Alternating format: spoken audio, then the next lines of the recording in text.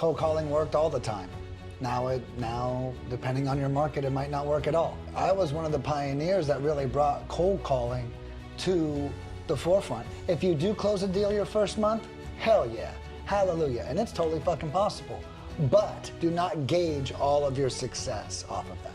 But never trust a VA with 2 computers. I'm not firing you because I hate you. I do not hate you. Yes. I instead have to follow my policy because it keeps my culture better at my company. When you train someone that they do not have to work hard when they work for you, you can almost never get them to work hard for you again. Welcome back to the REIPRENEURS Podcast. In this new episode, I have a special guest. His name is Nicholas Nick. That's me, baby. Funny, he has the same name as his last name and his first name. I was the first person I actually met like that. Really? Oh, nice. It's like Omer or Esteban. Yeah. No, it's Nicholas Nick. That's right. So, brother, I met you for a long time now. Yeah. I don't know how I met you. I think it was like Facebook groups. You're very engaged into Facebook groups. You actually put a lot of content. And I remember you do like mindset tips daily. Yeah. You also put value where you're teaching people. Sometimes you also do some controversial content. And I've seen it. That's what attracts me, right? Yeah. And but you've been in the real estate space for some time now. How long you been now in the real estate now? 12 years. 12 years. Yeah. Wow, that's crazy. a long time. Yeah, dude. it's wild. It's wild. I started in the real estate space about 5 years ago. So you've been double. And so you've been through all the ups and downs of what's going on. Yeah, with all these, right. With the markets, the REIPRENEURS. Yeah. When people were doing so much better than before. Good point. It was less competition. Yeah, it was like the Wild Wild West when I started. Yeah. You know, and cold calling worked all the time. Now, depending on your market, it might not work at all. Right? Yeah, so it's like, back then it was like the heyday. What were the main ways that investors were getting deals back then? Direct mail was so big. The company I worked for a real estate education company, and all they taught was direct mail. And then everyone was getting so frustrated because it feels weird to be taught something or to pay for an education, and then they just go, well, pay this direct mail company to send out mail. They're like, well, that's not a skill. And so so back then, like, I was one of the pioneers that really brought cold calling to the forefront. I got them off the direct mail and on to cold calling years ago, mainly because people were batting their eyes. You send out 5,000 pieces of mail, you might get 4 calls back then or something, and it's like 5,000 pieces of mail may have been $2,500. Yeah. So I brought in cold calling because it's zero cost. It's just time. So I say cold calling is if you have a lot of time, and direct mail is if you have a lot of money. Dude, so you obviously were in the side of education. Can you tell who you work with before? Yeah, I work with this company called Clever Investor. You work with Clever Investor. Yeah. And Clever Investor, isn't that the guy from what was it? The guy? The guy's name? Who owns it? Cody Sperber. Cody Sperber. Yeah. Sperber. He exited that company, right? I do not know. I know that he has something called the Clever Investor Podcast, which I don't know if it is still a thing. I thought he sold his Instagram. I don't know. Yeah. I thought that's what I kind of heard. Yeah. I wouldn't be surprised. Yeah, it was. He had millions of viewers. Of followers. Yeah. Yes. One thing they did great at. I remember when I worked there, their video team. He had a whole in-house video team, 5 guys. I would just crush video, and they just blew up. I remember when they hit 1 million followers, and this was 10 years ago, on his page from Kellen. So I wouldn't doubt. Yeah, that guy's a fairly good marketer. Yeah, I mean, he can be on camera, he can run ads, he can be chasing. If he launches a product, he'll get you. Yeah, right. So props on him. But how was it like seeing everything from the education side and having to, let's say, push this affiliates to direct mail and having to teach people that had no idea about real estate at all and like guide them to the right direction? Because you as an educator, I'm pretty sure you will know not everyone was going to make it. Right, yeah, right. So how do you guys put a line in the middle, or like put a line somewhere where like, okay, we're actually selling something that people are not going to be successful at? Right. So my job was, I was not in sales. I was actually the director of fulfillment, is who I was. And so it was my job to make sure that all the students were successful. Oh, there you go. So the first thing I would do is right after they bought, I would call them the same exact day. And I would say, hey, how's it going? Nick here. I'm the Director of Student Services here at Clever Investor, and welcome aboard. It's like, first thing I want to let you know is the road to entrepreneurship is a frustrating road. I was like, but now that you know that, it's already less frustrating. I would say, you're welcome. And then if they were really excited, Should we be? yeah, we might be okay. I could go for it. No, you're good. But so then, I used to say the road to entrepreneurship is frustrating, but now that you know that, it's going to be a little bit better on you. And then if they were really excited, like, oh, I'm going to close a deal this month. And I would say, okay, let's talk about that. I said, so if you went over to your friend's house today and he had a piano and he said to you, hey man, I'm going to sell out stadiums this month. You'd say, oh, did you ever play the piano before? No, I haven't. All right, so you're going to go from not playing a piano to selling out a stadium in a month. And what I would try to let the investor know is, like, when we see an instrument, we respect the time that it takes. I have to take lessons, I have to practice, I have to hone my craft, I have to sell out a small room, I have to sell out a medium room, then I sell out a stadium, right? It's like, it's all steps. But when they're an investor, they just like want to make $100,000 their first month. And although I love that energy, what my goal was to make sure they didn't hit disappointment. If you have a goal, I'm going to do this in this month, and then it doesn't happen, guess what? You're going to be mad at yourself. You're going to be frustrated. You're going to want to quit, right? So my whole purpose of telling them about the piano was to remind them that it's going to take time. If you do close a deal your first month, hell yeah, hallelujah, and it's totally fucking possible. But do not gauge all of your success off of that. That's very interesting, man, because you essentially, you knew from before you had your agency, your cold calling agency, how to properly set up expectations with clients and create like a really good experience, a roadmap for them to get those wins at the right time without expecting that the big win is going to come soon. But you definitely created an expectation on timeline, right, with the things that you were coaching them. Right. You were a coach, essentially. That's right. Yeah, I'm trying. I didn't want people to come in and get so excited that as soon as they hit a hiccup, they want to quit. Yes. Because that's what happens, right? We do that everywhere in life. We go, oh my God, it's the best thing ever. Boom, first roadblock. I'm done. It's not what I thought it was. I'm upset. I want to quit. So my goal was to help control their emotional response, but letting them know it was going to take time. Yeah. Does that happen more often? Is it like the same with people that have closed already deals? Let's say they go into your program. Let's say they work with lead mining. They've closed a few deals. They've done driving for dollars. Maybe they've gone a lot of referrals. Maybe they've done like JV partnerships. They've done like, I don't know, reach out to agents, and they're ready for investing into marketing, right? They're ready to like going all in into marketing. But then again, you have to put expectations. They're not getting deals fast. They're not, closing. They're not following a sales sequence, sales process. Mm-hmm. Do you see that people, even though people are already doing deals, do they behave differently or the same as newbies? People that have never done, they have no idea about business, they've never closed the deals. No, I think the newbies have it the worst. What happens is they just don't know. I had a woman hire me once for 500 dials. She got 9 leads and she called me up and asked for a refund. Yeah. Right? A veteran would be like, dude, I've made 500 dials myself. I didn't even get 1 lead. How the hell did you get 9 leads? Yeah. Right? And I remember that woman, I'll never forget that day.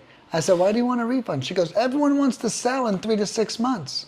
And I said, well, guess what? You want to buy in 3 to 6 months, don't you? It's like, that's still a great lead. You still should call them and follow up and chat with them and stuff. And so But yeah, so it's like the veteran normally has some good experience. A lot of veterans will say, Nick, just give me a raised hand. I'll do the rest, right? Because they know the game. As to where new people, sometimes they think it's mailbox money. You know, oh, I'm going to do this thing and then it's going to show up I'm going to get a check in my mailbox, right? Well, no, you have to do your part. Yeah. I'm just going to provide you someone that wants to sell. You need to now get them to sell for the right price. Yeah. I'm just providing you the desire. You now need to put the work in to get the price right. It's not just like I send you a lead and then the deal closes. But that's why I have free courses I give away that tell people how to get there. Because I learned that they have all these mismet expectations. So one of my courses is all about exactly what to say and expectations. And then I have another course that gives them actually scripts and everything to read to the seller once they get their leads. Because I want them saying the right thing. Like, you don't have to fail forward when you use us. I already know what you need to say. We've been doing this for 8 years. Yeah. Do you follow so it's a sales script, right? Yeah. Do you follow any methodology, any books, spin selling, straight line persuasion? So the number one thing, I'm glad you asked. So, you know, I created my whole system based off customer service. So my whole system is based off of getting the seller to fall in love with you, right? Well, how do we get people to fall in love with us? We do what we say we're going to do. We show them that we have compassion. We listen to them when they speak, right? So because I come from a restaurant background, I am doing that same exact thing. We want to show them that you have integrity and you do what you say that you're going to do. And then once they fall in love with you, you can get the house for whatever price you want. So my whole strategy is based off of rapport, but not rapport through tricks, rapport through consistency, rapport through integrity, rapport through, hey, I'm going to call you at 2 tomorrow. You actually fucking call them at 2 tomorrow. Yeah. You do what you say you're going to do. And when a seller sees that you're who you say you are, it's going to go way better. So I kind of teach integrity and emotional intelligence is kind of my strategy. That's very interesting. That's cool. So, if for example, your company is called Lead Mining Pros. Yeah. Lead Mining Pros. LeadMiningPros.com, right? It's a guy that has a pickaxe, yeah. Right? Is that you? Yeah, I did. You know, what's funny about that logo is I said, make it look like me. and then I put her through the ringer so hard to make that logo for me that after she delivered it to me, she blocked me on Fiverr. Wow. I paid her $200, but I kept having it because it was my company logo. So I was like, put a cape on him. Okay, take the cape off of him. Okay, put this on him. Like I kept having her do, and she's like, and I think because it's you. Like, right? Yeah. It's like right. You want to do good. It's important, you know. So I think I was being like so difficult that after I got it from her, she's like, I'm not doing any revisions, but I didn't need her to. You know, she did such a great job the first time. Cool. Unblock her. Unblock him.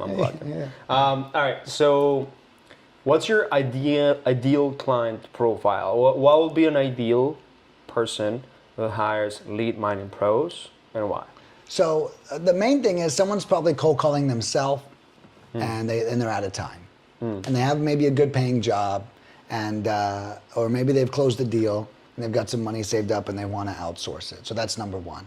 The second person is someone who was just burned by a VA company, right? There's a lot of fake VA companies, which is why, you know, some what your partner Omer does is so important with the remote Latinos, because they're like your employee. Some of these VA companies out there, you know, you're like, I have this really funny saying, and it is, they say don't trust a man with 2 first names, but never trust a VA with 2 computers. Right? And so a lot of these VAs out there, these VA companies, it's like one person with 6 computers, right?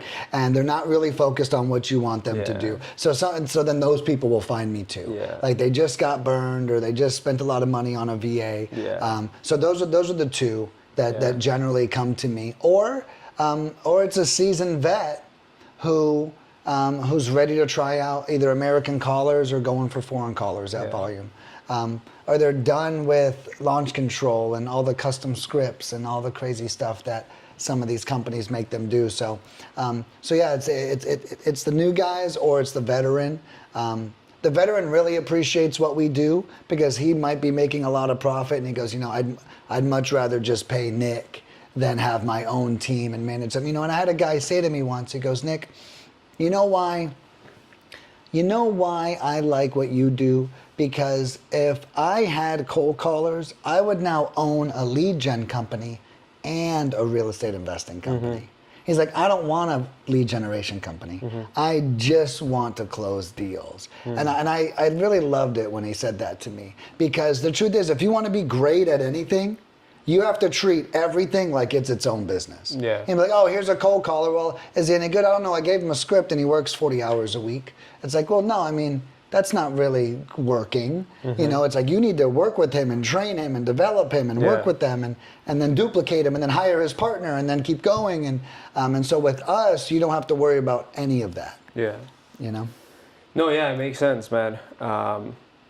It sucks that you actually that people have had bad experiences with VAs, the double computer VAs and stuff. Right. Amir actually just created a YouTube video that talks about 5 different horror stories that he's had, that he's gone through with virtual assistants or just remote workers as a whole.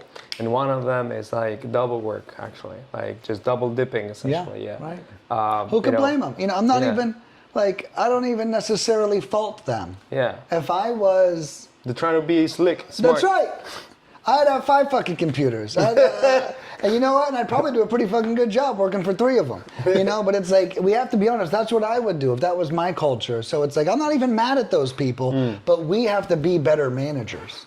Oh, yeah. 100%. Right? It's we can't let that happen. People are going to do that. Yes, 100%. We need to have greater leadership than their tricks. Yes. Yeah. So apart from having a lot of experience and time in the industry, obviously, what's the sauce of lead magnet? What's the real sauce whenever they call people? It's consistency, man. My script is so good. I'm not even gonna lie, bro. I'll give you the script. Hey, I'm sorry to bother. I'm looking for the owner of 123 Sycamore Street. Yeah, that's me. Oh, great. Oh, my name's Nicholas, and I was wondering, have you ever considered selling before? It sounds so stupid. No, yeah, it's very Jeremy Minor, actually. Very what? Jeremy Minor. Yeah, is it? Well, Jeremy Minor starts excuse me, is this the owner of whatever 123 Jump Street? Yeah, could you maybe can possibly help me with something? You want to sound confused. Yeah. You do. And it's pattern interrupting. All right. It is pattern interrupting. Well, it's giving them also time to think. Yes. So Americans want to say no. No. They're like, no. We don't, what do you want? Do you win the lottery? No. We want to fucking say no to everything, dude. Right. And so you speak slowly and you sound confused so they can digest what you're saying. I love that. I love that. Yeah. Huh. And what's funny is I've had some people, they try to recreate my script. Well, no, Nick, I say, hey, is this Bill? And I'm like, but it's super fake. Yeah, right. And don't get me wrong, it works a little bit, but man, let me tell you, if you get the bill wrong and it's Ross, they're hanging up on you. Of course. So you're also narrowing your success margin. Yes. And the truth is, Ross could still fucking own the property. Maybe it's the brother. Maybe it's the father. Maybe it's somebody else, right? And so it's use the script that works, and be consistent. I had one person be like, I don't really follow a script. And they were proud of it. And I'm like, for someone who does 60,000 cold calls a week, that sucks. Yeah, of course. And here's why. If you do not have a process, you are just being emotional. You're doing however you feel in that moment. Word. That's right. And if you're in a bad mood, you're going to do bad things. For the people in the back. Yeah, that's right. Say it again for it. But it's true. It's if you don't have a process, you're being emotional. Yes. Okay. Yes, you're right about that. And take it from a guy who has a lot of processes. And let's take an employee. You mess up. Well, I'm writing you up. Well, you didn't tell me you were going to write you up. You didn't tell me you were going to. Okay, well, actually, if I had a pamphlet and I showed you the first mistake is a warning and the second mistake is a write-up and the third mistake is a termination, that's different. But if you just make a bunch of mistakes and I punish you when I'm in a bad mood, you're going to be like, you're just being emotional right now, right? And I'm like, no, let's reference my policy. Yes. My policy says this is the third offense and that means you're fired. I'm not firing you because I hate you. I do not hate you. Yes. I instead have to follow my policy because it keeps my culture better in my company. Right? Now, if that doesn't exist, guess what? I have a bunch of people around who are disciplined, who I'm disciplining, but no one's really listening to me. So, question. I know you have the rule of if they're not generating a lead every 2 hours, they can't continue working in your company, right? Right. So how do you enforce that while it keeps the pressure, it keeps accountability?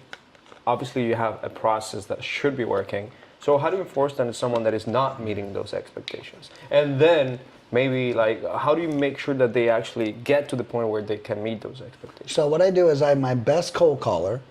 She's my trainer. And when someone dips, she works with them. She's been my best cold caller for like 6 years. Okay, so she's not new. And then she gives them tips for 2 weeks. The thing is, follow the script, have a good attitude, listen to my manager's tips. That's it. That's really all you have to do. And my theory is, if we provide you with all of the training and all of the tools and all of the things, and you still don't do it, it's not on me. Right. And so I'm like, hey, and it's not even you're fired. It's, hey, this isn't working. Right? And it's because my clients have to be fucking taken care of. Of course. I can't let a shitty cold caller come through and then when they get everyone else, but when they get Sally fucking tanks the campaigns. Like, I think also because I came from restaurants, right? Every cook has to cook the burger the same exact way. Every guy that makes the salad, we all have to make the salad the same way. Every server has to greet the table the same way. So it's very common for me to operate in these standards, right? I've seen them work at huge fucking scales where it's like, one of my IHOPs I used to run would make like $20,000 a day. And for an IHOP where everything is like $2, like that's a lot of fucking sales. And so you see these systems happen over time and you really can't deviate from them. So when someone makes a mistake, I put them back into training for a week. I make sure, okay, hey, we know you made this mistake here, but you're not following the script. Start doing that. Start talking slower and start sounding more positive. And if you're grumpy, don't work, right? Because if you're grumpy, you're not going to get leads. And if you don't get leads, you can't work here anyways. Yeah. So you might as well, if you're pissed off, do not come to work and work for us. Because that's the thing with us is everyone makes their own schedule. Yeah. Everyone decides. We're like Uber. I don't tell them when to work. They make their own schedule. So they need to self-govern themselves. And they now need to go out of their way not to call You pay them per hour? Yeah, per hour. How do they track the hours? Hubstaff. Hubstaff, okay, that makes sense. That's what we use. Works great. What's your thoughts about paying per hour versus salary? Stupid to pay people salary. Salary, I worked for salary for 13 years. Okay. And here's what salary means. If I pay you salary, that means I think you work too little and you think you work too much. Oh, that's what salary means. Because I'm the people in the back. It's true though. Yeah. It's like I'm like, hey, you need to work more. You need to work more because I want to get more out of my motherfucking money. Yeah. And you're like, but I don't make any more for working more. Right. So I need to be working less. Yes. Whoa, yo, that's a wow. Yeah. Say it again for the camera. Right. Okay. Yep. So when you pay somebody's salary, it means they think they work too much and you think they work too little.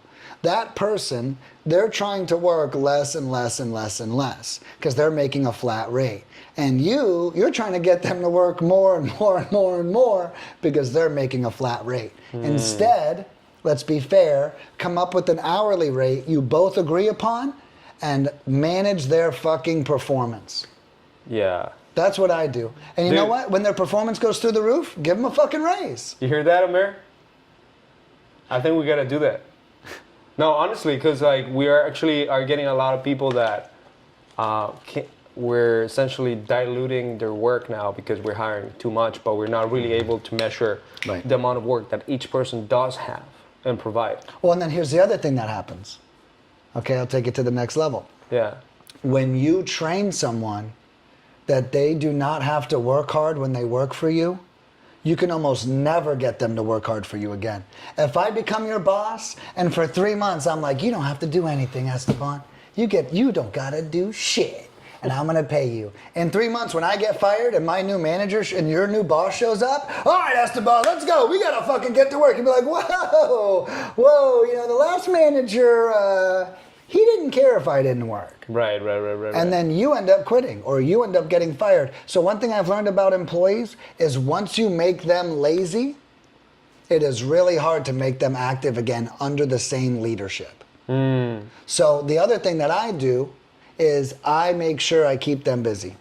Yeah. Because as soon as they get lazy, as soon as they think I'm not watching them, I'm fucked. That's what I've learned. And take this from a guy. So when I ran restaurants, they constantly put me in. I was an area manager, so I worked in a lot of different restaurants. And I would go to them, and I'm really not. I guess I am a hard-driven manager. But when everyone's working hard, it's just called working hard. But when I come into a lazy restaurant where nobody upheld any standards, I literally could never, ever turn someone who sucked into someone who's great. You can turn someone great into someone who sucks, but you cannot turn someone who sucks into someone who's great. So as soon as, and I've done it, I've made this mistake.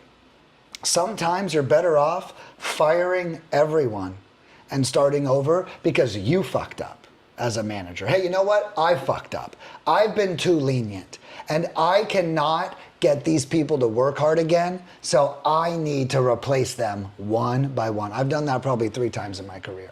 Holy shit. And it's about you taking responsibility for what you've done. You want to be like, well, these employees fucking suck. Well, honestly, it's probably you. You suck. And but you need to... Now everything's fucked up. That's right. And you know what? Firing someone, I love firing people, personally. But firing someone is always a good move. Yeah. Okay? I've never, ever fired someone that didn't deserve to get fired. I've never, ever fired someone and things didn't get better the next day. Okay? And the trick about firing people, watch what happens in your business. Right after you fire them, people are going to come up to you out of the woodwork. Oh my God, she was stealing. Oh man, she was smoking crack out back. Like I remember I fired people and then all the other employees would come up to me and just start telling me all these horrible things. And I would be like, why didn't you tell me earlier? I could have gotten rid of this person months ago. But the employees, they keep each other's secrets sometimes. And not even if they hate them, they'll keep their secrets. Right. And then the other part is, by the time you're actually ready to fire someone, you should have done it 6 months ago. Yeah. Because you've been so blind to your own love for that person that you've been ignoring it. And it's like, that actually should have happened 6 months ago. Those are my lessons. Let's finish this podcast, man. This was fire podcast. So, REIPRENEURS, if you love this podcast, this is how you truly manage people, take care of people. Nicholas Nick is a wealth of knowledge. He not only has one of the best cold calling services in the space and future partner of ours for Facebook, for everything we do online marketing, and future partner of Remote Latinos. I'm calling it right now. But he comes in with tons of experience actually working for small businesses, as a small business owner. This guy right here, he looks 25, but he's like 54. No, but he's 40. You're 40 right now, right? 40 in April, yeah. 40 in April. Yeah, you're an April baby. You're an Aries. Taurus. Taurus. Oh, Yeah. okay. Yeah, late April. Oh, that's interesting. Yeah. Oh, you guys are both Taurus. Mm-hmm. Interesting. I thought you were an Aries. Yeah. Because you're kind of crazy. My mom's an Aries. Oh, there That's you go. probably why I was raised by one. Yeah. Okay, that's cool. Yeah. I like Taurus. Yeah, me too. And Aries too. All right. Thank you for watching this episode. It was an amazing one. If you liked it, subscribe to the channel and also give us a comment. Share it with someone. It only takes about a minute to literally share this with someone. Give us a review. Take less than a minute. And tell us, who would you like to have in the podcast? Thank you for listening, and let's go. See you. See you, brother.